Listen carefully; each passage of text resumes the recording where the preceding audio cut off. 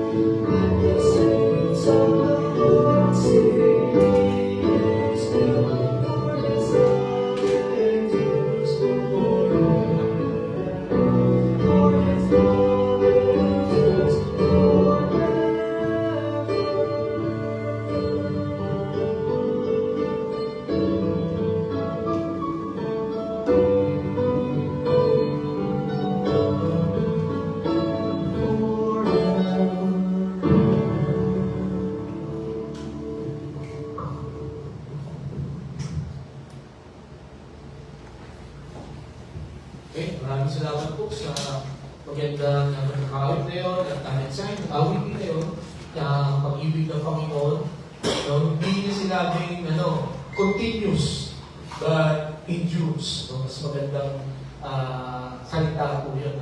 At salamat pa sa Panginoon sapagkat ang pag-ibig niya, ang object ng kanyang pag-ibig ay tayo lahat. Kaya dapat po namin huwag kalimutan ang daming magpasalamat sa atin. Okay, ngayon pong umaga ay buksan natin ang ating pong Bibles sa Revelation chapter 1 verses 1 to 3. Hindi po tayo magsisimula ng panibagong series of Revelation, pero ito po ang akma sa ating pong pag-uusapan ngayon pong umaga. Isahin po natin ito ng sabay-sabay, verses 1 to 3. Ready? Begin. The revelation from Jesus Christ, which God gave him to show his servants what will soon take place. He made it known by sending his angel to his servant John, who testifies to everything he saw, that it is the word of God and the testimony of Jesus Christ. Blessed is the one who reads aloud the words of his prophecy, and blessed are those who hear him and take to heart what is written in it, because the time is near. God bless reading of His Word. Tayo po ay manalangin. Nangilang Diyos, salamat po sapagkat binigyan mo kami ng pagkakataon para pag-aralan ninyo yung salita. Kundi Panginoon, katulad ng panalangin ko kanina, katulad ng pinag-aralan namin last week, Panginoon, inyo pong tanggalin ang lahat ng pwede makakabala sa aming pakikinig. Ihanda mo ang puso't isipan namin, ang aming mga kaya, sa pakikinig, Panginoon, ng iyong salita. Upang lahat ng gusto mong sabihin sa amin ngayong umaga, mahalin namin lahat at ito, Panginoon, i-ayos. Ito, Panginoon, namin dalangin sa pangalan ni Jesus. Amen. Okay, doon pong 1812, meron pong isang bata na 3 years old. Siya po ay naglalaro doon sa shop ng kanyang tatay. Yung tatay niya ay gumagawa ng sapatos. So, doon po sa shop ng kanyang tatay, maraming mga instruments, sa paggawa ng sapatos, lalo na yung leather shoes, yung mga pambutas, ganyan. So, itong batang ito, ang pangalan niya ay Louie. Itong batang si Louie, kung ano yung ginagawa ng tatay niya, yun din ang kanyang ginagawa, ginagaya niya. So, one time, kinuha ng tatay niya, itong instrumento ito, ang tawag po dyan ay owl. Hindi po yan yung ibon. Owl. Hindi ko alam kung anong Tagalog sa owl. Meron ba nakakaalam ng Tagalog ito? Ano?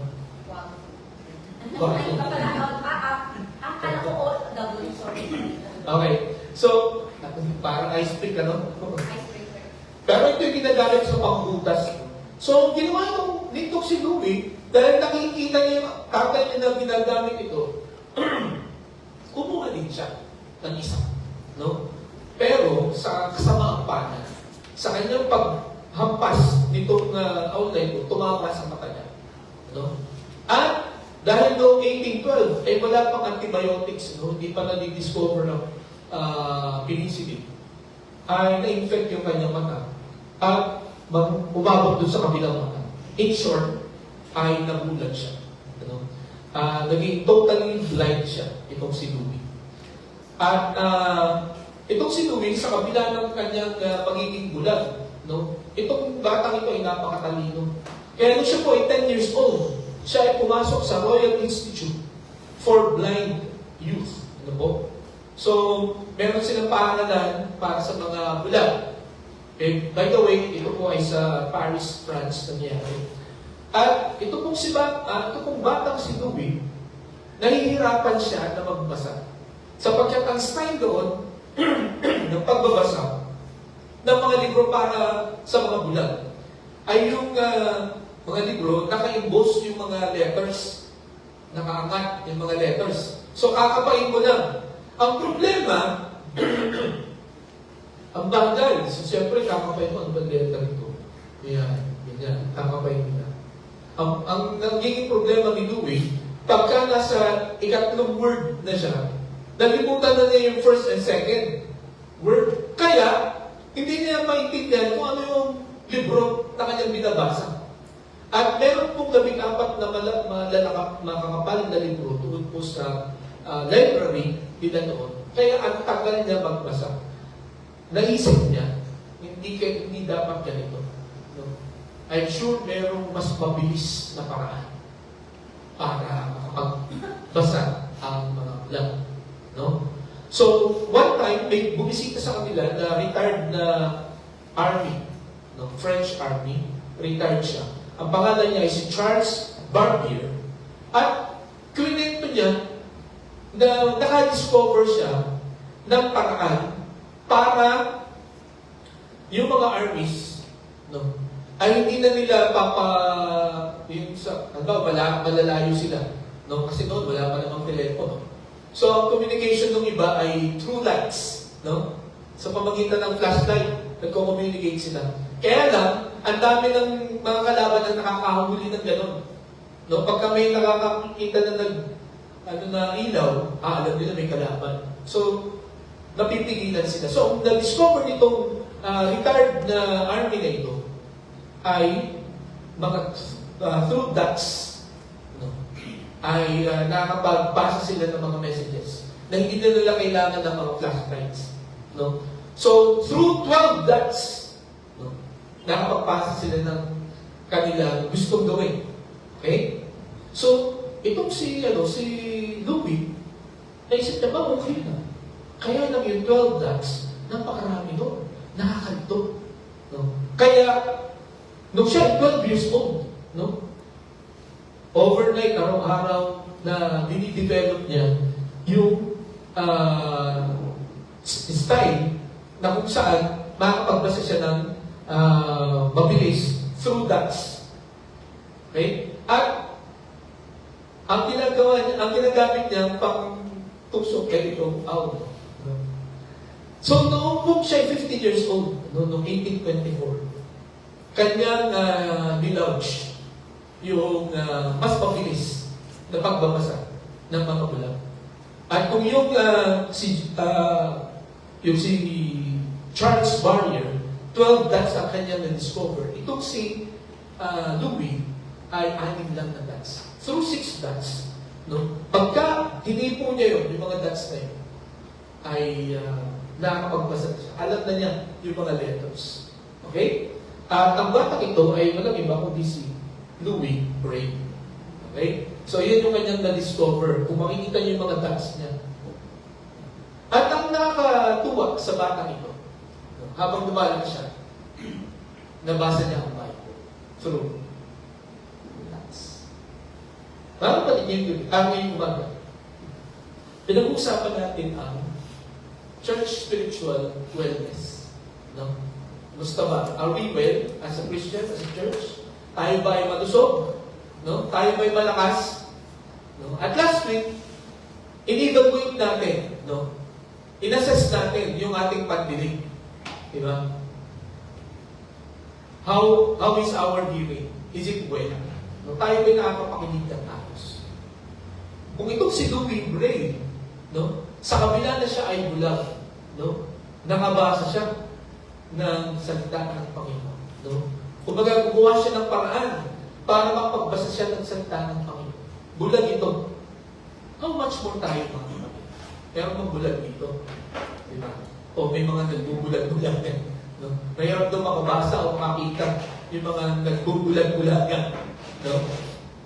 Kasi kung ikaw ay hindi bulag, wala kang dahilan para hindi natin basahin ang salita ng Panginoon. Kaya pinamagatan ko po, mensahe natin, last week, how well do we hear? Ngayon po, how well do we read? So, how well do we read? Ito po ang gusto ko pong pag-aralan natin ngayon. No? Gusto kong obserbahan natin sa ating mga sarili. As a church, how well do we read? Tayo po ba ay nagbabasa? No? Tayo po ba ay mahilig magbasa? Tayo po ba ay maayos magbasa? Di po ba? At lalo tigit, nagbabasa po ba tayo ng salita ng Panginoon? Meron po tayo tatlong katotohanan na makikita. Buwan po din sa ating pong binasa. No? Ang sabi po sa Matthew chapter 12 verse 3, ito po ang sabi ng Panginoon. He answered, haven't you read what David did when he and his companions were hungry. Ang tinutukoy niya dito ay ito 1 Samuel chapter 21 verse 6. Ang kwento dito sa Matthew chapter 12 verse 3, itong mga apostles ng Panginoon, namumuha sila ng bunga ng fig tree, no? During Sabbath day. Sa Israel, lalo na nung panahon na yun, bawal na bawal ka magtatrabaho, no? In fact, kahit magbuhat, bawal. No? Dapat nakaupo ka lang, nagpapahinga ka lang. Yun nga ang iniisip ko doon. No? At ng marami mga tao, paano nga yung pagkain? Yung pagluluto, no? Yung pag-prepare ng lamesa, yun ay isang trabaho. So, paano kaya nila ginagawa yun? So ito, question ng mga Pharisees at mga religious leaders, bakit yung mga tagasunod mo, bakit itong mga apostles, no, ay nangunguha ng bunga during Sabbath day? No? Di ba mali yan? No, hindi yan tama sa utos ni Moses. Ito sinabi ng Panginoon. He answered, haven't you read? Di nyo ba nabasa? No? Anong ginawa ni David? No? And his companions, when they were hungry. Kung babasahin natin itong 1 Samuel chapter 21 verse 1 to 6, ito po yung hinahabol na si David ni King Saul para patayin siya. At sa kanyang pagtakas, gutom na gutom siya, pumunta muna siya sa temple or sa tabernacle. At doon sa tabernacle, doon po, ayon sa utos ni Moses, dapat laging may tinapay doon, lalo na pagkasama. No? So, pagka nag-alay sila ng tinapay, nakalagay lang yung sa table doon sa tabernacle, 1 week yun, yung tinapay na yun, na nandun. Okay? After 1 week, no, sa susunod na Sabat, papalitan na yung tinapay na yun, at kukunin na yung tinapay na yun, at papalitan ng bago. No? Bagong bake. At yung mga lumang tinapay na yun, ang kakain nun ay yung mga high priest. Okay? Para sa kanila yun. So, nung Sabbath day, nitong 1 Samuel 21 verse 6, kapapalit lang nung tinapay. Ibig sabihin, Sabbath day yun. Pero hindi ni David yung tinapay. No? Ang sabi niya doon sa high priest na nandun, may tinapay kami lang, gutom na gutom kami. Wala akong tinapay na ordinary dito. Ang tinapay dito ay galing sa tabernacle. Sabi, pakainin mo kami at meron kaming misyon. At pinakain. At walang nangyari kay David. Hindi siya namatay. Di ba? So dito, ang point ng Panginoon sa Kristo, hindi niyo ba yung nabasa? Yung pangyayari niyo. Ang ibig sabihin ng Panginoon, hindi bawal na kumain during Sabbath. Hindi bawal na kumuha ng pagkain o mag-prepare ng food during Sabbath. Sapagkat, nangyari na ito sa first Samuel. So, alam nyo, meron pang 6 kayo na mababasa sa Book of Matthew at saka sa Book of Mark na sinabi ng Panginoon, haven't you read? Pagka tinatanong ang isang tao ng ganyan, hindi ka ba nagbasa? O hindi mo ba nagbasa? Anong ibig sabihin?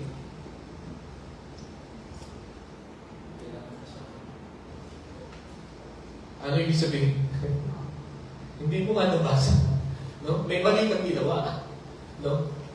Okay? So, kung babasahin natin itong ang Book of Matthew at saka Book of Mark, pakikita natin yung ulit ito ng Panginoon. At ang kausap niya dito ng mga Pharisees, no? Na sinasabi nila that they are expert. No? They are experts of the law. Pero, sabi ng Panginoon, haven't you read? Bakit po? Sa umagang ito, mga kapatid, mahalaga na tayo po ay babasa. Okay? At kung meron po tayong dapat ayusin sa ating pong Christian life. Last week, yung ating pandinig. Ngayon, yung ating mga mata, yung ating pagtingin, lalo na sa ating pong pagbabasa. Ang sabi dito sa Revelation chapter 1 verse 3, blessed is the one who reads aloud the words of this prophecy, and blessed are those who hear it and take to heart what is written in it, because the time is near. Kasi yung word that the time is near. Okay? Ang sabi ng Panginoong Kristo, no? Mapalad yung mga nagbabasa. ng malakas. Binabasa itong prophecy nito, itong salita ng Panginoon. At yung nakikinig, at ito ay isinasa puso, sapagkat malapit ng dumating ang Panginoon. Okay? Mas malapit ang pagdating ng Panginoon ngayon kaysa ng panahon na ito po ay sinulat. Kaya kung tayo po ayusin natin yung ating pagbabasa, then I believe we are more blessed today. Diba? Napakahalaga po na tingnan natin, no, paano ba ako nagbabasa ng salita. Okay? Makikita natin yan ngayon. No? At again, ang aking pong panalangin, kung sakaling makita natin na hindi tayo masyadong nagbabasa, sana hindi po guilt ang inyong pong maramdaman. No? Hindi guilt na, ay, ayoko naman pumatay dyan sa church ngayon, lagi na lang pinaparamdam sa akin na nagkakamali ako. Sana po, ma-realize natin na ang salita ng Panginoon ay prepare, no? Ibinahagi ng Panginoon sa atin to correct us and to make us well. Okay? So, ito pong paalala sa atin ito ay para mas maging mabuti tayo na tagapakinig at tagabasa ng kanyang salita. So, again, yung tatlong katotohanan na tayo makikita,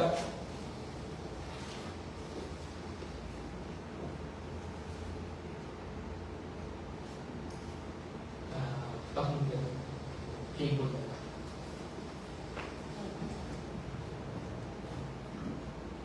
Okay, meron tayong tatlong katotohanan na makikita. Una, the identity of different readers. No? Sino-sino ba yung mga nagbabasa? Ano yung mga identities nila? At hopefully, sa ating pong pag-aaral nito, ay makikita natin yung ating pong mga sarili. Ang una, makikita po natin identity ay yung mga hindi nagbabasa talaga. Those who never read. Okay? Ang sabi po sa 2 Corinthians chapter 3, verses 14 to 15, basahin niya po natin. Ready? Begin. But their minds were made down, for to this day the same veil remains. When the old covenant is read, it has not been removed, because only in Christ it is taken away. Even to this day, when Moses is read, a veil covers their hearts. So ito pala yung unang dahilan, bakit hindi nagbabasa? No? Yung mga tao, bakit hindi importante ang Bible sa kanila? At gaya ng sabi ko po sa inyo noon, bago pa po ako makakilala sa Panginoon, memorize ko ng John 3:16, memorize ko ng John 1:12, memorize ko ng 2 Corinthians 5:17. No? Pero, sa totoo lang, hindi ko talaga siya naiintindihan. No? Hindi ko siya talaga naiintindihan. Yun pala, sabi dito, because our minds, no, sabi niya, we're done, for to this day, the same day. May cover kasi yung ating isip, yung ating paunawa. At, tingnan niyo itong highlighted na ito, because only in Christ is it taken away. Makakaunawa lang talaga tayo pagka si Kristo ay nasa buhay na natin.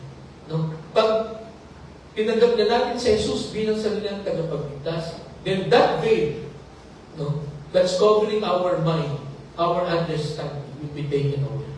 Okay? Nasabi pa dito sa 2 Corinthians chapter 4, verse 4, basahin niya po natin. Ready? Begin.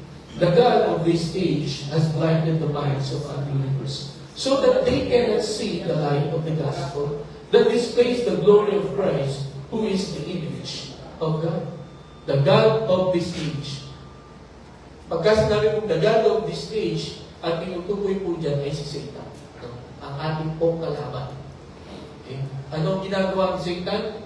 He is blinding the minds of the unbelievers. Kaya kung babasin ninyo, no, sa mga hindi mananampalataya, kahit paulit-ulit, no, kada mag-share sa kanila, hindi nila maintindihan unless the Holy Spirit opens their mind.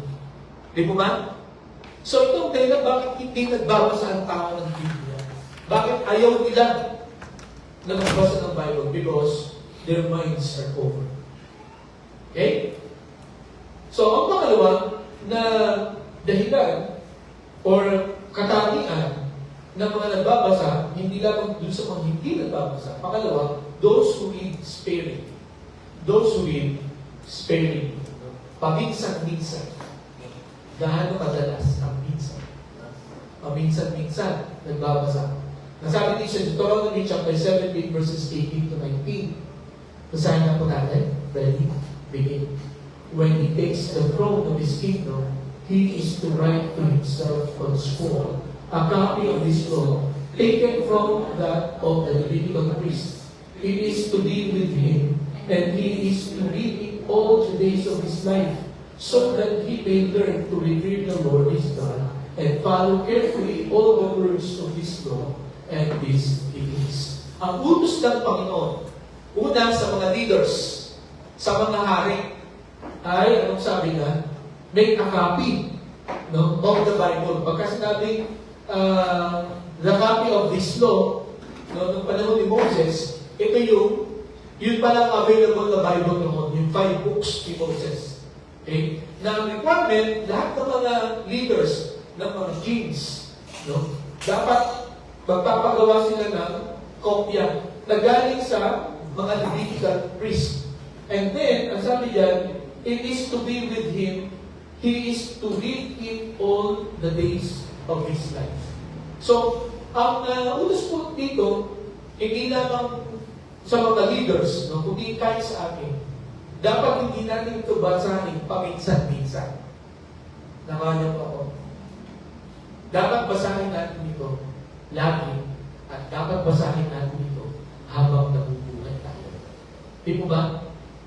Yun ang requirement. At bakit ko po in-emphasize ito? No? Kasi, yung mga hari na nagbabasa ng Bible, sila ay nananalo. Nagtatagumpay sila. Di ba? Si King David, mamaya makikita natin kung paano siya magbasa ng salita ng Panginoon. At sa God said, no, lagi natin po itong binabahagi. Si King David, noong panahon niya, hindi siya natalo sa gera. Okay? Hindi siya natalo. Ang natalo lang sa kanya ay isang babae.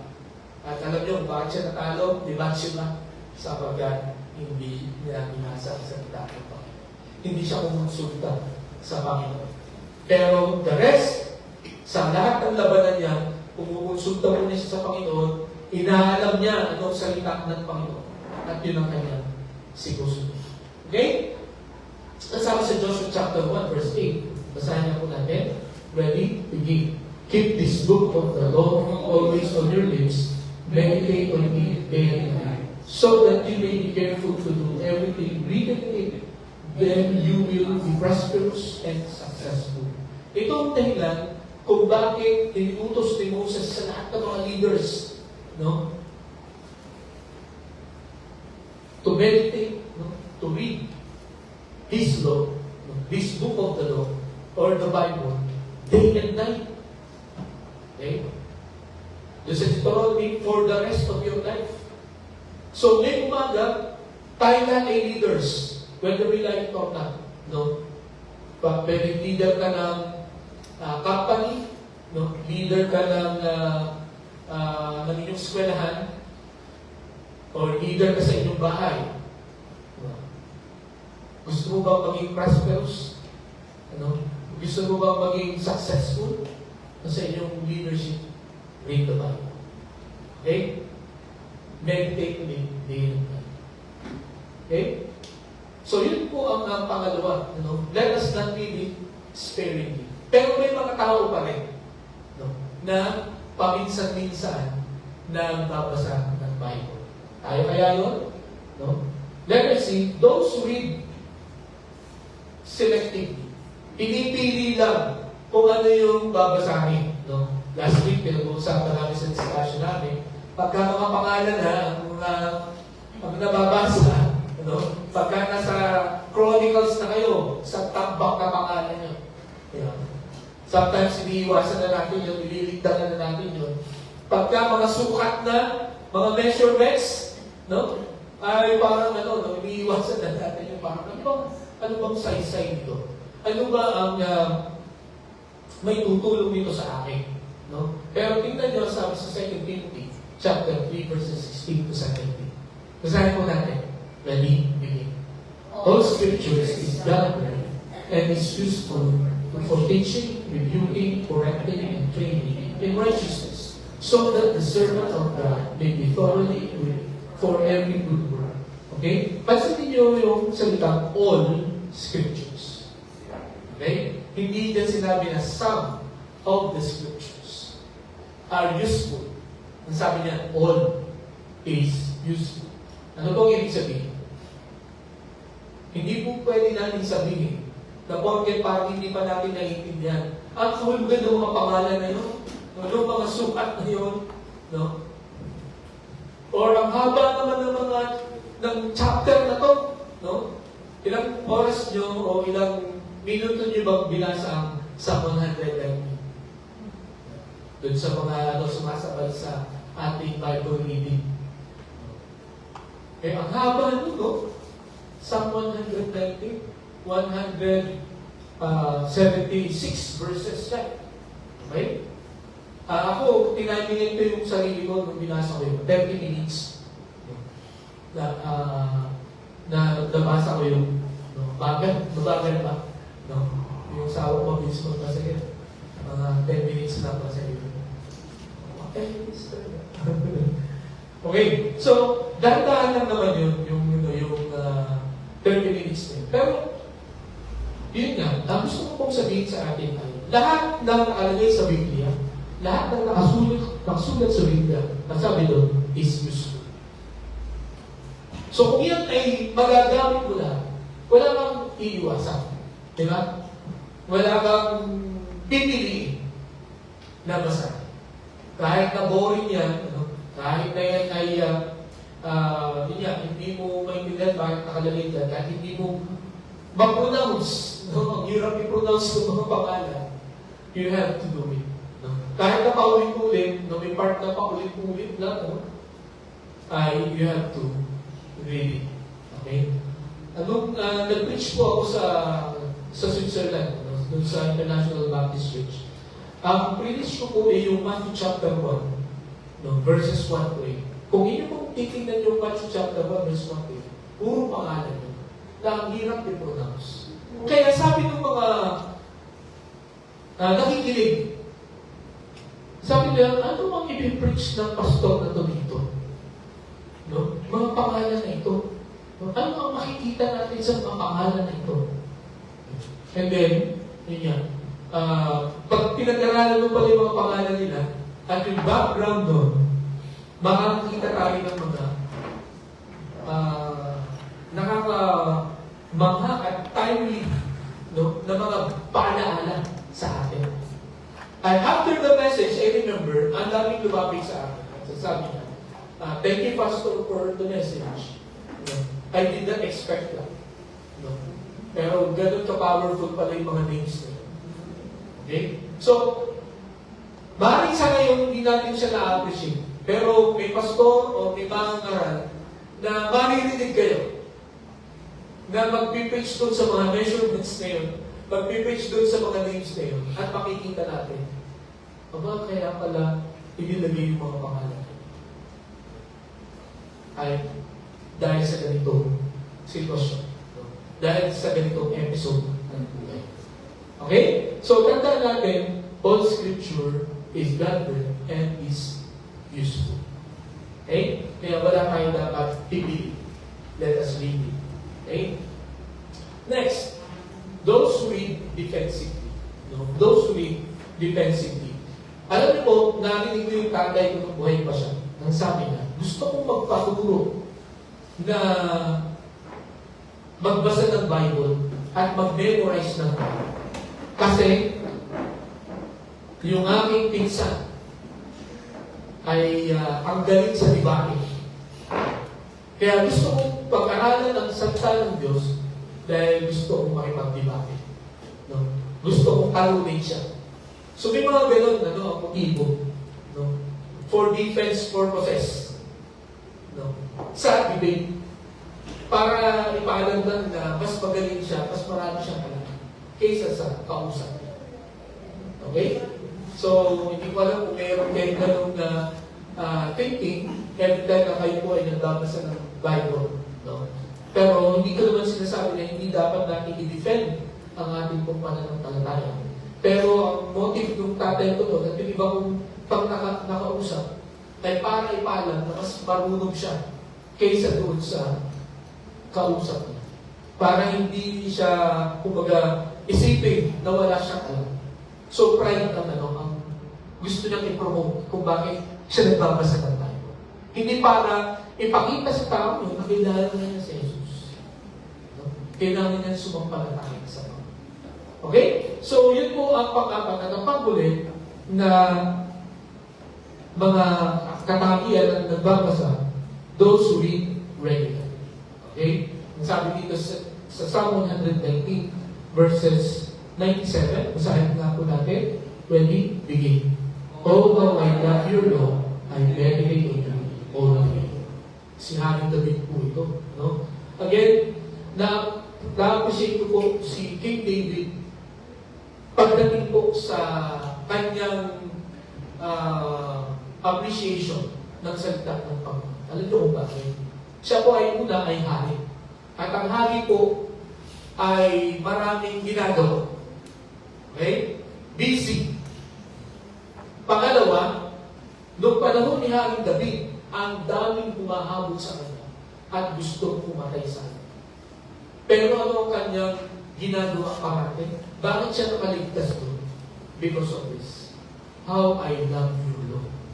No? I meditate on me all day long.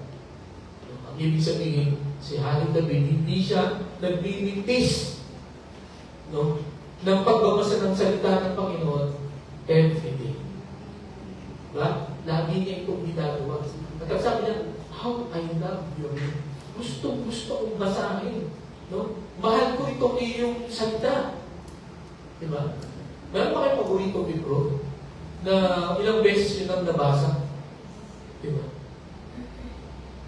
Meron ba kayong paboritong sulat na lagi yung binabasa? Diba? Na pagka nabasa nyo, kayo ay nai-inspire. No? Noong panahon po namin, no, nung uso pa yung sulatan noon, no, yung snail mail, no? Pagka sinusulatan ako nung kasama ko na ngayon, lagi kong binabasa, pagising ko sa umaga, babasahin ko. At tuwa, pagka gabi bago matulog, babasahin ko. Minsan nalilimutan kong magbasa ng balik. No? Pero yung pagbabasa ng sulat, hindi ko na may miss. Kaya kami nag-break. No? Ng 10 years. Pero salamat sa Panginoon, nung tinuruan ako ng Panginoon ng tama, ayun, binalik na kami sa isa't isa. But my point is this, mahal mo ba ang salita ng Panginoon? Kung gaano mo siya kamahal? Ganun po siya kamahal na hindi pwedeng mamiss mo siya every day or sa isang araw. Yung tipong hindi kompleto ang araw mo hanggang hindi ka nakakapagbasa ng Bible. Maybe, meron akong isang Bible study, ang lagi nang sinasabi sa akin, Pastor, kahit pagod na pagod ako. Talagang automatic na. Sapagkat hindi kompleto ang araw. Kahit isang verse lang ay kailangan magbasa. Talagang binabasa niya talaga. Kahit ang daming pagsubok sa buhay niya, sabi niya, hindi ako nagtatampo sa Panginoon, pinipilit talagang basahin para ng kanyang salita. Okay? Sapagkat, at sabi niya sa amin, ang daming kabutihan na ginawa sa amin ng Panginoon. Kaya ganito ko, binabasa ko. So mga kapatid, ngayong umaga, gano'n yung pamahal ang salita. Do you read it all day long? Again, nagtagumpay ng malaki, ng marami si King David because of this. Hindi siya, ang tagumpay niya hindi dahil sa magaling siyang strategies. No? Ang tagumpay niya hindi dahil sa meron siyang mga mighty men. No? Ang tagumpay niya ay hindi galing sa galing niya sa pakikipaglaban o sa galing niya sa tirado. Ito ang kanyang sikreto kung bakit siya nagtagumpay. Because he loved God's word. He loved God's word. Naniniwala ako ngayong umaga, magtatagumpay tayo sa kahit anong pagsubok sa kahit anong hamon na kakaharapin natin. If we love God's word. If we love God's word, that we meditate all day. Okay? So, yun po ang mga identities ng iba't ibang mga nagbabasa. So, alin po kayo doon? No? Again, sana kung makita natin yung ating mga sarili doon sa 1 to 4, ay hindi ibig sabihin na mag-give up na kayo, wala na kayong pag-asa. Hindi po. The fact na naririnig po natin itong kanyang salita, ang ibig sabihin, God is giving us one more chance. Binibigyan niya tayo ng pagkakataon na ayusin ang ating po pagbabasa. Ayusin ang kalusugan ng ating mga mata. At yan po ay pagbabasa ng maayos ng salita ng Panginoon. Ang pangalawa na katotohanan, hindi lamang the identity of different readers, but the importance of good reading. Bakit mahalaga na dapat maging maayos, maging mabuti ang ating pong pagbabasa? Ang una, babalikan po natin din sa chapter 3 ng Revelation, Revelation chapter 1 verse 3. Ang sabi diyan, blessed is the one who reads aloud the words. Okay? Pinagpala o mapalad ang taong nagbabasa ng kanyang salita. So, tingnan natin, ano yung mga blessings na matatanggap natin pagka tayo'y nagbasa ng salita ng Panginoon. Ang una, proper guidance. Magkakaroon tayo ng tamang gabay sa buhay na ito. Okay? Ang sabi po dito sa Psalm 119, 105, basahin niya po natin. Ready? Begin. Your word is a lamp for my feet, a light on my path. Okay? So, inilarawan ni King David ang salita ng Diyos sa ilaw. Okay? Nung sinabi niya na lamp for my feet, ang ibig sabihin, malapit lang yun. Malapitan. Feet eh. Pero pagka, nung ginamit niya yung light on my path, ibig sabihin nun, malayuan yun. So, ang kahulugan po ng talatang ito, sa mga sa everyday decision making na gagawin, you can use the Word of God to be your God. Okay? Yun ang ibig sabihin ng lamp to my feet. Yung mga malapit lang. Yung mga short plans lang natin. Pwede natin gawin gabay ang salita ng Panginoon. Pero sa mga pang-mahabaan, pag-matagalan, mga long planning, pwede rin natin gamitin ang salita ng Panginoon. Diba? For example, anong course ang kukunin ko? Or ano bang gusto kong maging 5 years from now? Kung gusto mo ng gabay, makikita mo sa salita ng Panginoon. Kung ano ang gusto niya na gawin mo. Or ano ang gusto mong maging after 5 years. Makikita natin dito sa salita ng Panginoon. Gagabayan tayo ng kanyang salita. At tandaan po natin, ang isang tao na hindi po nagbabasa ng salita ng Panginoon, madalas ang tao niya ay bigaw. Hindi niya alam ang gagawin niya. Hindi niya alam ang purpose ng buhay niya. Okay? Sapagkat ang Panginoon talaga ay nagbibigay ng direksyon sa ating buhay. At makikita lang namin yung direksyon niya sa kanyang salita.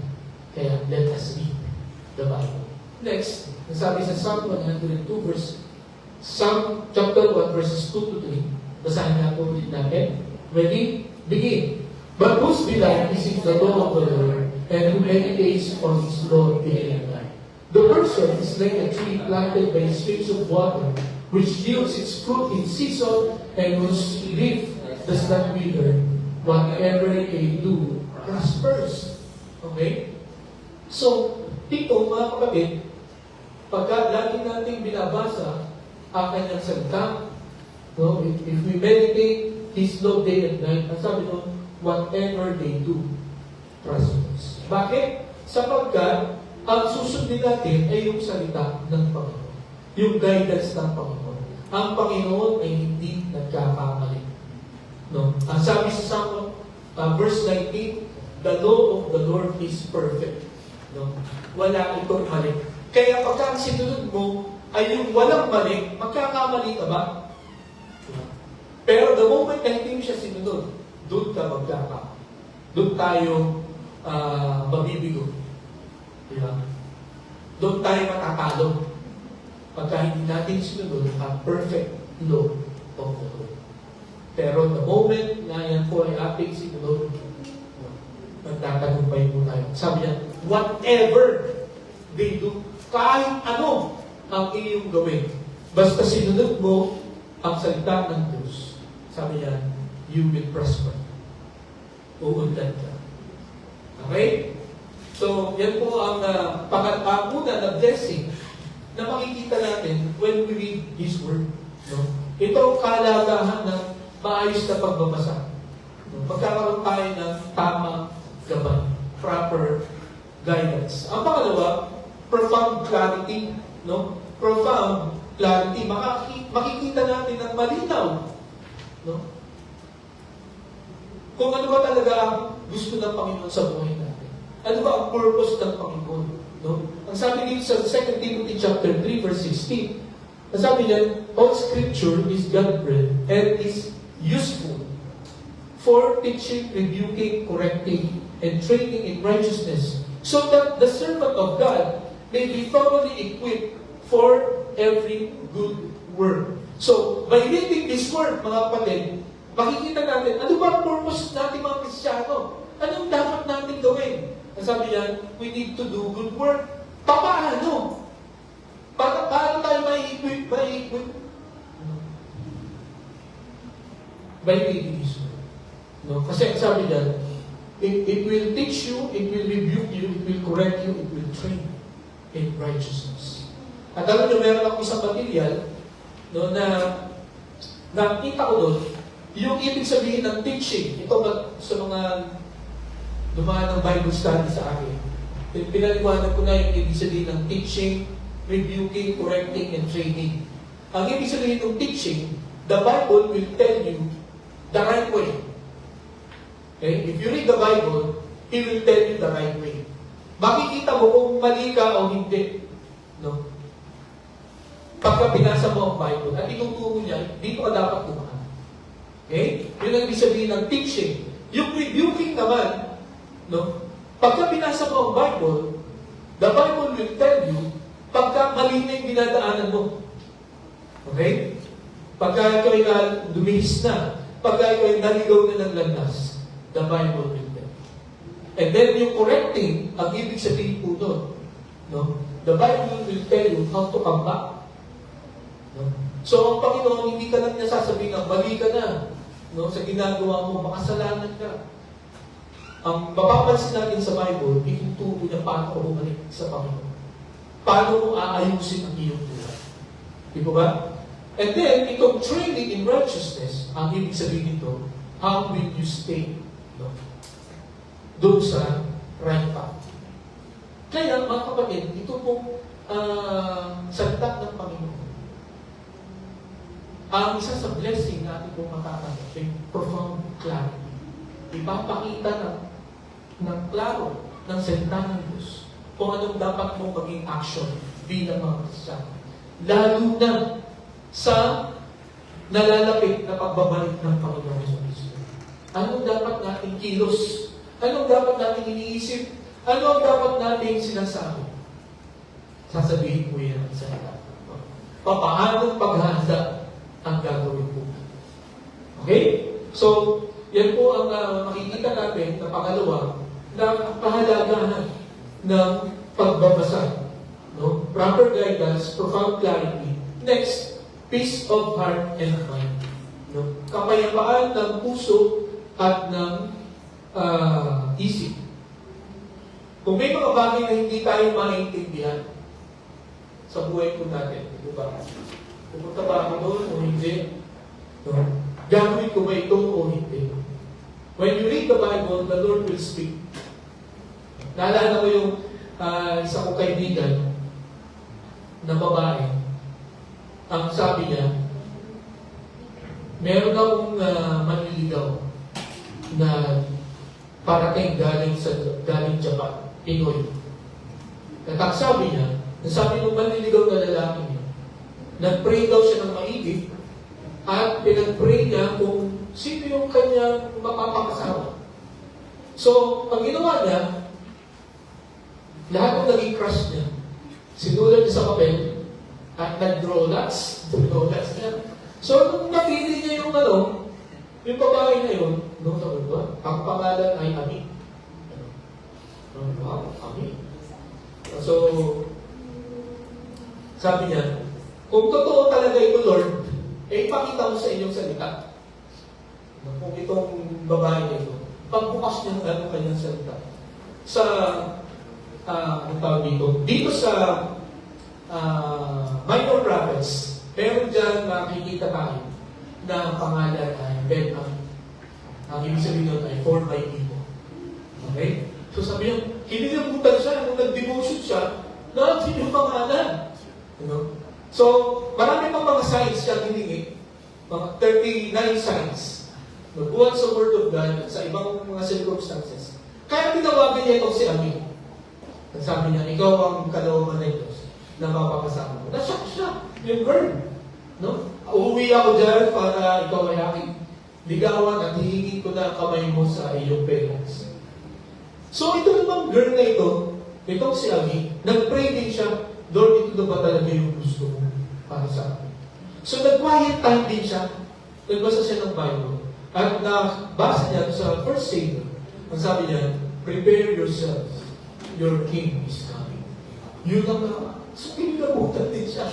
Kaya nung pagdating niya, nung lalaki na yun, naging sila na yung nagpakasal. So, bagamat out of context yung mga kanilang interpretation doon. Pero, based sa need nila, nangusap ang Panginoon. Nangusap ang Panginoon through those words sa kanilang desisyon. Nakuha niyo ako? Sa mga singles dito, iba-iba ang paraan ng Panginoon. Pero, as I've said, nagkaroon ng peace of mind and peace of heart yung dalawang yun.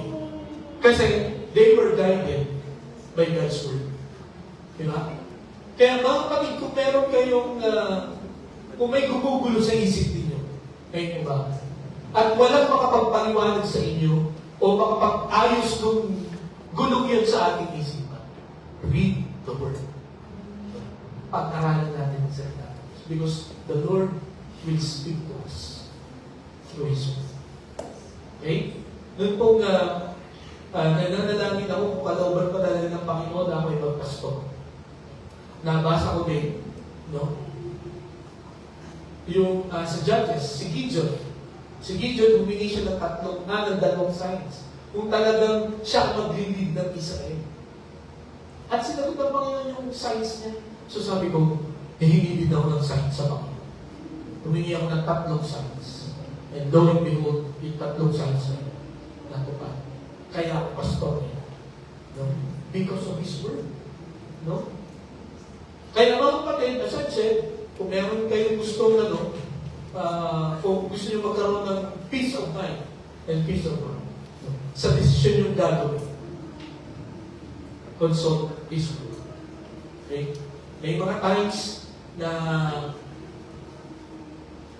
parang naisip ko na, kung hindi kaya ako pastor, ano kaya ako? Kung tinuloy ko kaya yung, kasi gusto ko talaga maging piloto ako eh. Kung tinuloy ko kaya yun, no? Ano kaya nangyari sa akin? Alam nyo, may bubulong sa akin, patay ka na. Kung nagpiloto ka, baka sumabog yung aeroplano. Kasi ang kalooban ng Panginoon sa iyo, magpastor ka. At alam nyo, pag binabalikan ko how the Lord called me, na nakakalma ako. No, hindi ako naiingit sa aking mga kaklase, no? Or sa ibang mga kasabayan. Because I know, itong aking ginawa, itong aking ipinaglaban, no? Itong aking buhay ngayon, it is God's will. No? Kinonfirm yan sa kanyang salita. At sa mga future pa, ng mga pagsubok, may mga times na nadi-discourage ako. No? Inaalala ko lang yun kung paano ako tinawag ng Panginoon. At yun, lumalakas na ulit ako. Ano? At yun yung nagkakaroon ng kapayapaan sa akin. Kaya mga kapatid, may umaga, ang isa sa mga blessings, when you read God's Word, peace of mind. Peace of mind. Maraming sa atin ngayon ang gulong-gulo ang isip, hindi makatulog. No? Hindi alam mo anong gagawin. The peace of mind will only come from His Word. Okay? And then, nasabi pa dito ni King David, ito, basahin na po natin. Ready? Begin. Great peace have those who love you, and nothing can make them stop. Imagine that. Sabi ni King David, great peace. Matinding kapayapaan. Ang magkakaroon sa mga tao nagmamahal sa salita ng Panginoon. Sabi niyo, nothing can make them stop. And that's what David experienced. Walang nagpatumba sa kanya. Nakalaban. Okay? Why? Because he loved God's word. At kumbaga, kung merong tao na kumbaga everyday ay hindi makatulog si David yun kasi hinahabol na lagi siya ng mga kaaway niya. Gusto siyang patayin. Pero, sabi niya, because I love the Lord's law, God's word, I have great peace. Okay? So, do you want to experience great peace? Please, love His word. Okay? Then, personal growth. Personal growth. Tayo po ay lalago personally, individually, kung tayo po ay magbabasa ng salita ng Panginoon. Mga kapatid, sana hindi nyo ito gawin. Hindi nyo maisip gawin ito. Sabihin niyo doon sa inyong asawa o kaya sa inyong anak, ipagbasa mo na lang ako, anak. O ipagbasa mo na lang ako, love. Ikaw na lang ang gumawa ng mga bagay na yun. Ako, hindi ko na kaya yan. Hindi po. No? Hindi kayo lalago sa gano'n. No? Sapagkat ang growth na idudulot po ng pagbabasa ng salita ng Diyos ay personal. Individual. Kaya, kung lagi po tayong nagbabasa ng kanyang salita, mag-grow po tayo. Kaya sabi sa Psalm 119 verses 98 to 100, basahin niya po natin. Lagi na natin ito binabasa. Pero paalala po ulit sa bawat sa. Ready? Begin. Your commands are always with me, and make me wiser than my enemies. I have more insight than all my teachers, for I meditate on your statutes. I have more understanding than the others, for I obey your presence. Mag-grow kayo mga kapatid kung lagi nating babasahin ang kanyang salita. Sabi dito ni David, I am wiser than my enemies. Kaya nga hindi siya matalo eh. Kasi yung salita ng Panginoon ang mag-guide sa atin. Okay? So, ganun din tayo mga kapatid. Ano ba yung pagsubok na pinagdadaanan ninyo? Lagi ba kayo natatalo? Para daw tayo ay magtagumpay. Sabi ni David, your commands are always with me. That's why I am wiser than my enemies. Tapos sabi pa dito sa 99, I have more insight than all my teachers.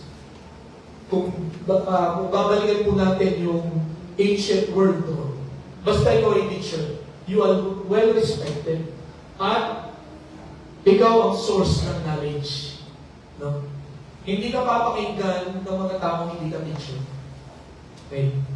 Pero ito, pagka pinag-aralan mo pala ang salita ng Panginoon, you will have more insight than all your teachers. And then dito sa panghuli, more understanding than the others. No? Nakatawa ako nung single pa po ako. Merong may kwento ko na ito sa inyo. Dalawang matanda, 70 years old at saka 68 years old, na humingi sa akin ng advice tungkol sa kanilang pagsasama. At nag-sorry sila sa akin, sabi niya, Diretso ka na pastor, ha? Alam kong single ka ba? Tapos humihingi ka sa ng tulong kung paano namin maaalis itong pagsasama. Ang tatanda na namin. Nagseselosan pa silang dalawa. No? At that age, 70. So, bakit nila ako tinawag? Kasi ang sabi nila, ikaw pastor yan, lagi kang nagbabasa ng Bible. Baka meron kang may advice sa amin from God's word, hindi from your experience. Kasi wala ka talaga masasabi sa akin. At yun nga mga kapatid, ang salita ng Panginoon, tandaan po ninyo, may sarili siyang kapangyarihan. No? Kahit wala ka pang experience, kahit hindi mo pa na-experience, yung iyong nabasa. Because it is God's word, pagka ito ay sinabi mo, ito ay mag-work dun sa iyo. Dahil sabihin, mag-work itong salita ng Panginoon sa lahat ng mga marami. Kasi sometimes, ang ating pong dahilan kung bakit ayaw natin mag-share, kasi kulang ba ako sa experience? Kulang ba ako sa training? Hindi po. Mga kapatid, the moment we deliver the word of God, it is powerful. No? Kahit ano mga motibo mo no? Kahit kung paano mo nga ito sinabi, mag-work siya. No? Sapagkat may sarili siyang kapangyarihan. Kapangyarihan ng Panginoon. Okay? So, mag-grow ka personally when you read God's Word. So, yun po ang pangalawa na makikita natin, nakatutuhanan. No? Tungkol po sa ating pong pagtingin, no? Sa ating pong pagbabasa. Kumusta ang ating pagbabasa? Mahusay ba tayo po magbasa? Ang panghuli, the improvement to better reading. The improvement to better reading. How can we improve our reading? Okay? Paano tayo mag-i-improve? Kung nakita natin na tayo ay naando sa, wala tayo sa category number 1. No? Naando lang tayo sa BC at saka D. Okay? So, paano tayo mag-i-improve? Una, let us set a time. Ang dahilan kung bakit nahihirapan tayo magbasa. Sapagkat iniintay lang natin na magkaroon tayo ng free time. Or tuwing may free time lang tayo nagbabasa. Sometimes, pagka tayo ay may free time, usually meron tayo naka-schedule na gagawin kasi free time Diba? And sometimes, pagod ka na rin. No? Pagka may spare time ka pa. Kaya dapat intentional ang pagbabasa po ng salita ng Panginoon. You have to set a time.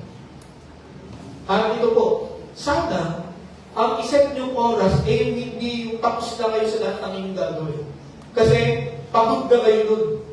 No? Sigurado, ito sisigurado nyo sa inyo. First sentence pa lang, tulog na kayo.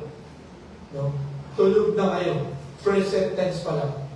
Kasi, pinanghuli nyo ang pagbabasa ng kanyang salita. Sana basahin niyo ang salita ng Panginoon sa panahon na clear pa ang utak ninyo. Hindi pa kayo pagod. No? Hindi pa kayo abala. Diba? Ako po, nagbabasa ako talaga ng salita ng Panginoon pag tulog pa itong dalawang kasama. Kasi pag nagising na sila, kailangan bumangon na rin ako kasi marami na kaming gagawin. Okay? At mas nakaka-focus ako sa pagbabasa pagkatahimik ang lahat. So, sana ganun din po kayo. No? Kung gusto ninyo na makapagbasa ng maayos, set up. Pumili kayo ng oras na walang aabala sa atin at tayo ay maayos pa. Next, ang sabi sa Joshua chapter 1 verse 8, ang sabi niya, meditate on it day and night. Okay? So, again, yung mga successful na mga tao, yung mga successful na mga Christians, yung mga successful na follower ng Panginoon, they meditate God's Word day and night. So if you want to be a successful Christian, you meditate God's Word day and night. Pumili ka ng oras. Hindi niya sinabing good day and night. Ito pa sabi ni David sa Psalm 119, 164. Basahin na po natin. Ready? Begin. 7 times a day, I praise you for your righteousness. 7 times a day. Imagine that. Kaya pala siya ganun kasasay. David is the greatest king in Israel. Talagang well-respected si David. Okay? Hindi si King Saul siya ang una, pero walang pakialam ng mga Israelites. No? Kay King Saul. No? Kay King Solomon, no? Bagamat pinakamalinong tao si King Solomon, pero hindi nila nare-recognize that he is the greatest king. The greatest king is David. You know why? Because of this. 7 times a day, I praise you for your righteousness. So, ibig kong sabihin, the more we engage ourselves in reading the Word of God, the more successful we become. Tama po ba? Yan po ang experience ni King David. So, naniniwala po ako ngayong umaga na if we will expose ourselves to that truth, marami tayo malalampasan at mapapagtagumpay ng mga hamon sa buhay. If we are guided by His Word. Okay? And then, yun nga, set a time. Next, say a prayer. Okay? Mag-pray tayo mga kapatid bago tayo magbasa ng kanyang salita. Kasi sabihin ko po sa inyo, dahil ang karanasan po na marami sa atin, hindi talaga natin siya maiintindihan. Sa sarili lang natin talino. No? Kahit na tayo ay madalas na nakakarinig ng Word of God, madalas na tayo nagbabasa ng salita ng Panginoon, kahit na mataas ang ating mga pinag-aralan, kung hindi inilo sa Diyos sa atin, kung hindi bubuksan ng Panginoon ang ating pangunawa, we will never understand God's Word. Tingnan nyo na lang mga atheists. Mga may PhD lahat yung mga yun. Kaya hindi na maintindihan, hindi na maipaliwanag ang Diyos. Diba? Pero mga kapatid, ito po ang paalala sa atin. Kung gusto natin mag-improve ang ating pong pagbabasa, let us set a time. Again, second, let us say a prayer. Kung sabi sa John chapter 16, verse 13, basahin na po natin. Ready? Begin. But when He, the Spirit of truth, comes, He will guide you into all the truth. He will not speak on His own. He will speak only what He hears, and He will tell you what is yet to come. Let us ask the Holy Spirit, the Spirit of truth, to explain to us, to guide us, para maintindihan natin ang buong katotohanan. No? Para makita natin din yung sarili natin. Baka namumuhay tayo sa kasinungalingan. Di ba? Pagka tayo po ay nagbasa ng salita ng Panginoon, He will tell us. No? Papakita niya kung yung buhay mo ba ay naka-align sa kanyang salita. Di ba ang hirap mabuhay ng ayun yan, namumuhay sa kasinungalingan. May iniisip ka, akala mo ay ikaw, pero hindi pa. Malalaman mo lang kung ano ang totoo, mga kapatid, when we study, when we read His Word. Sapagkat, pag ipinanalangin natin na gabayan tayo ng banal na Espiritu, He will tell us the truth. He will guide us to understand the truth. Okay? Then, ang sunod, para ma-improve pa po natin ang ating pagbabasa, we need to start short. Sabihin ng start short. I-clear lang muna natin. No? Sometimes kaya tayo ninatamad or hindi natin masustain yung pagbabasa natin sa parang gusto natin isang upuan. No? Sanay tayo sa pocketbook. No? Meron pa nga ako isang narinig. No? Ibang religion ito. Sabi niya, hindi mo pwedeng basahin ang Bible ng patalon-talon. No? Dapat pagka binasa mo yan, pag binuksan mo yan, magsisimula ka lagi sa Genesis, dire-diretso. Hindi ka pwedeng pumunta ka sa Matthew, pumunta ka sa John. Okay? Kasi di ba, pag yan nagtuturo tayo, pag nag-Bible study tayo, paiba-ibang mga references. So sabi niya, hindi pwede yan. Sabi ko, di ko, i-type muna natin babasa yung lahat ng pages, isang linggo na tayo dito nag-aaral ng Bible, hindi ba natin nakikita yung katotohanan. Kasi itong Biblia na natin, it's composed of many books. At kaya tayo patalon-talon sa ating pag-aaral, para, ipaalam that they all agree. No? Walang contradiction ang Bible. Di ba? To convince us. No? Para ipakita sa atin. Okay? Kasi, kung hindi natin gagawin yun, ay hindi din makikita yung katotohanan. So, mga kapatid ngayong umaga, sa ating pong pagbabasa, para mag-improve tayo, magsimula tayo sa maikli lang. Kaya advice ko sa atin, kung hindi natin kaya yung 2 chapters or 4 chapters a day, no? Pwede kalahati lang po lang, kalahati lang. No? Pwede nyo rin i-divide yung inyong oras. No? Kasi ang isang chapter, mahaba na yung 10 minutes na magbabasa. Kaya yung best ba tayo, o gaano bakit tayo matagal tumitingin sa ating cellphone? Diba? Pagka nanonood tayo ng Netflix, gaano ba kahaba yun? Okay? So, tingnan natin, pag-aralan natin, i-divide natin yung ating oras ng tao. Kasi, magagawa po natin yan. Pero, yun yan, magsimula tayo sa maikli na po. Doon sa mauunawaan natin. And then later on, makikita natin, marirealize natin na masarap palang basahin ng Bible. Hindi mo namamalayan kung mahaba yung oras. That means you are improving. You're getting better sa iyong pagbabasa. Start short. Okay? Sabi dito sa 1 Peter chapter 2, verse 2, basahin nga po namin. Begin. Like newborn babies, crave pure spiritual milk, so that by it, you may grow up in your salvation. So dito po, inihentulan ni Apostol Pablo ang mga bagong mananampalataya sa isang baby na sabi niya, crave pure spiritual milk. Na inihentulan niya ang Word of God as a spiritual milk.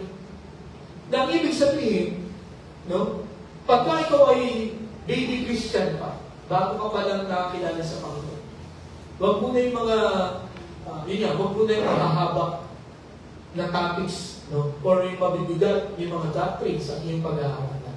Kundi yung mga simple pa lamang, no. Yun po ibig sabihin ng start short. At ang isa pa, sabi dito ni Pablo, sa 1 Corinthians chapter 3, verses 1 to 3, brothers and sisters, I could not address you as people who live by the Spirit, but as people who are still worldly, mere infants in Christ. I give you milk, not solid food, for you were not ready for it. Indeed, you are not ready. You are still worldly, for since there is jealousy and quarreling among you, are you not worldly? Are you not acting like mere humans? So dito po, ang gustong sabihin ni Apostol Pablo, hindi pwede kayong hindi ko pa rin kayo pwede bigyan, no, ng, kumbaga, mabibigyan ng mga assignment, no, pag mas malalalim ng mga doctrines. Kasi hanggang ngayon, no, meron pang jealousy, meron pang quarreling sa church. No, ibig sabihin, mga immature pa kayo. Hindi pa kayo ready for deeper doctrines. Dapat yung mga mabababaw pala. Okay? So, ang ibig kong sabihin dito, no, kailangan, o may stage sa buhay po natin, na kailangan milk pa lang ang ating ipapakain o ibibigay. No? Mga liquid food pa lang, hindi pa solid food. Pero as you grow older, no, sa inyong pag-mature, yun yan, mga solid food na ang ating po dapat i-take sa ating buhay. Okay? So, start short, and then, ang sabi pa dito sa letter D, seek a reading guide. No? Seek a reading guide. Tignan niyo po itong talata nito. Basahin nga po natin sa Acts chapter 8, verse 30 to 31. Ready? Begin. So Philip ran to him and heard him reading the prophet Isaiah and said, do you understand what you are reading? And he said, how can I unless someone guides me? And he asked Philip to come up and sit with him. Ang gusto kong makita dito ay, we need guide as we need. So, marami po ngayon ang lumalabas na reading guide para mabasa natin ang buong Bible. No? Alam ko po yung Our Daily Bread, meron yata sa likod nun na babasahin mo na hindi talaga uubos ng oras mo. No? Pero magiging meaningful yung pagbabasa mo pagka sinunod mo yung guideline. No? Sa atin dito, no, yung ating Bible reading every day, no, 4 chapters a day, i-divide natin 2 chapters sa umaga, 2 chapters sa gabi. Pwede pa rin i-divide yun. No? 1 chapter sa umaga, 1 chapter sa tanghali, no? 1 chapter sa hapon, 1 chapter sa gabi. Di mo ba? At again, tigpa 5 minutes na rin or tigpa 10 minutes na ang guguguli natin sa pagbabasa nito. So, we need to seek a guide. Guide lang sa ating pagbabasa. Para mas mag-improve pa po yung ating pagbabasa. Eh, ganun pa muli, scribble your takeaway. Scribble your takeaway. Isulat mo kung ano ang iyong matututunan. Di ba? Maganda pagka nagbasa tayo, meron tayong ballpen, meron tayong papel. At isulat mo, ano ba natutunan ko dito sa mga talatang ito? Ano yung take away ko dito? Okay. So, nasabi sa Habakkuk chapter 2, verse 2, the Lord replied, write down the revelation and make it plain on tablets, so that a herald may run with it. Even ang Panginoon, no, sabi niya sa kanyang salita, write down the revelation and make it plain. Simplihan. Okay? So, kung ano yung makita natin sa salita ng Panginoon, let us write it. You know? Gaya ng kasabihan, no, short pencil is better than a long memory. Okay. Bakit po pinasulat ng Panginoon? Para hindi lang nila mabasa itong panahon nila, kundi para mabasa pa rin hanggang ngayon ang salita. As I've said, who knows? Pagka tayo nagtitake ng notes, sinasabi natin yung mga takeaways natin, pagka nabasa yan ng iba, ano kaya magiging epekto? Diba? Pagka nakita nyo yung ating mga notes.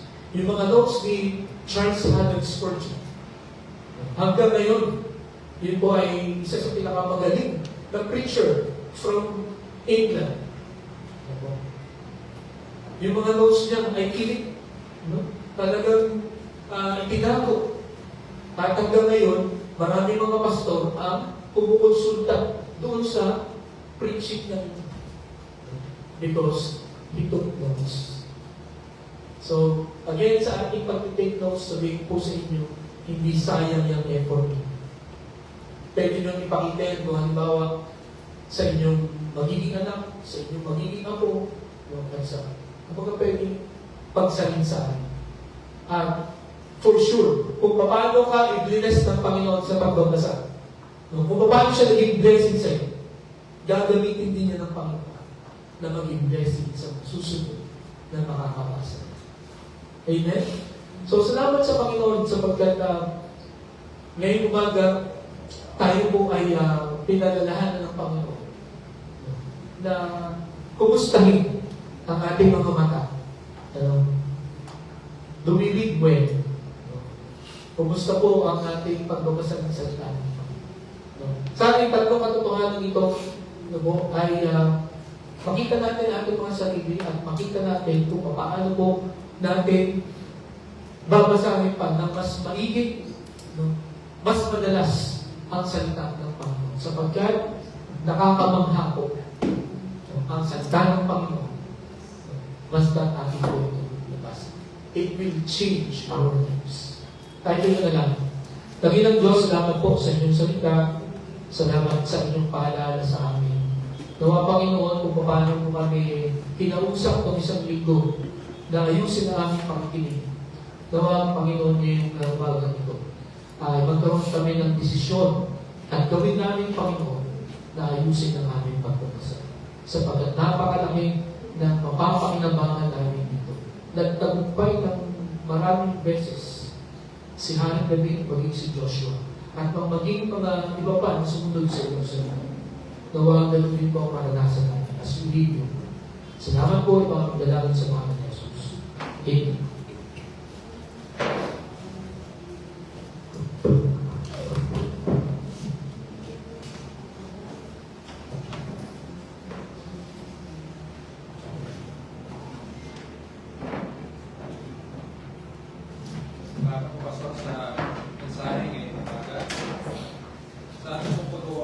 hindi ko bawat sa tayo ko sa iyo at ating pag-ibig ito wonderful words of life. Tunay nga po na ang salita ng Diyos natin na pag-aralan, ito po ay may buhay, ito kayo sa atin para sa kalooban ng Diyos.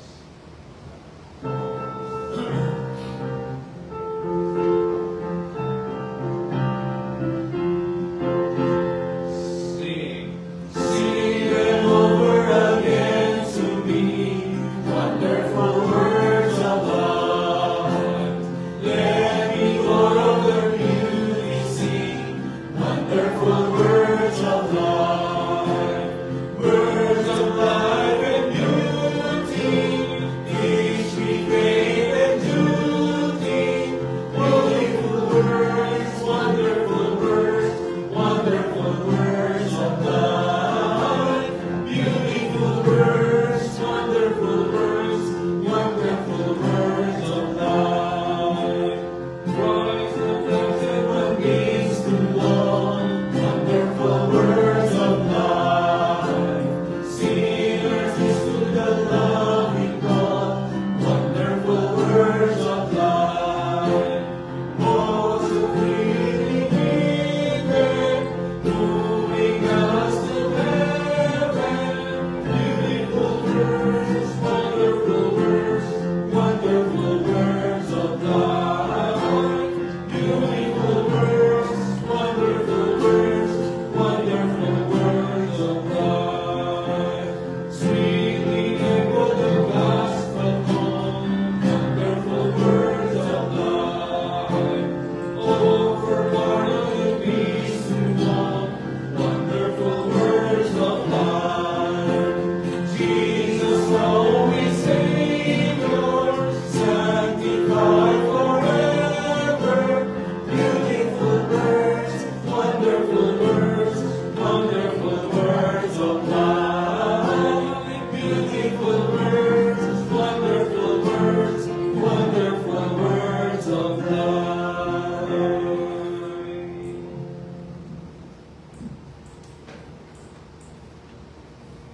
Ay, pwede na manalangin. Dakilang Diyos, salamat po sa katotohanan ng inyong salita. Ang inyong salita ay kamangha-mangha pa. Gawa lahat kami ay maging saksi sa katotohanan po. Salamat po, Panginoon, sapagkat muli mo kami pinalalahanan na napakahalaga bilang mananampalataya, bilang tagasunod ng Panginoong Kristo ang basahin ng inyong salita. Panginoon, tulungan mo kami na i-improve pa ang aming Panginoong pagbabasa. Kami ay maging disiplinado sa oras, sa lugar, at maging sa kondisyon ng aming Panginoong mga katawan. Sana po, katulad ni Haring David, katulad ni Joshua, katulad ni Moses, at yung iba pang mga Bible characters. Kami, Panginoon, ay mahalin namin ang inyong pong salita. Sa pamamagitan nito, mararanasan namin ang tagumpay. Panginoon, salamat sa bawat isa naglaan ng oras para magsama-sama kami para sambahin ka sa Espiritu at Panginoon. Dahil po, Panginoon, ang mga katotohanan namin po na rinig ngayon ay maging bahagi ng buhay namin. Ingatan mo kami sa aming pag-uwi, makakita kami sa iyo sa aming narahanan, at samahan mo kami, Panginoon, sa aming pong mga gagawin pangin po. Ito ang aming dalangin at pasasalamat sa pangalan ng Panginoon Jesus.